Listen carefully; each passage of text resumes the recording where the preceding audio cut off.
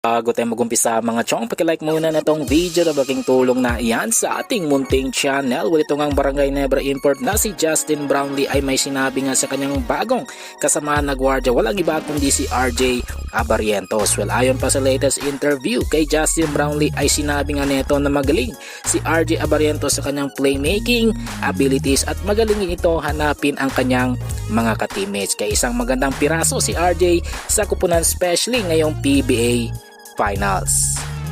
Ibang balita, punta naman tayo sa 6'8" big man ng TNT Tropang Giga na si Poy Eram na may sinabi para sa paparating na PBA Finals. Well, ayon pa mismo kay Eram, masaya siya dahil nakabalik na siya sa lineup ng TNT at Barangay Ginebra ang kanilang makakalaban sa finals. Dagdag pa ni Eram, excited din siya para sa mga Ginebra fans at handa na siya mentally. Pero ayon naman sa mga Ginebra fans, dapat iwasan maging iyakin ni Poy Eram upang maging maganda ang laban sa finals. Well, panguli sa ating balita mga chong, patungkol naman sa 6'10" big man na Magnolia Chicken Templados, walang iba kundi si James Lapud na sinasabing hindi masyadong nagagamit ni Coach Chito Victolero. Well, ayon pa sa mga fans, kung hindi masyadong ginagamit na Magnolia itong si James Lapud, why not i-trade na lamang ito sa ibang kupunan upang magamit at magkaroon ng playing time dahil sayang lamang ang binabayad na pasahod ng management sa nasabing big man. Well mga chong, hanggang dito na lang ang ating balitang PBA at syempre huwag kalimutan mag-subscribe at i-like itong video bilang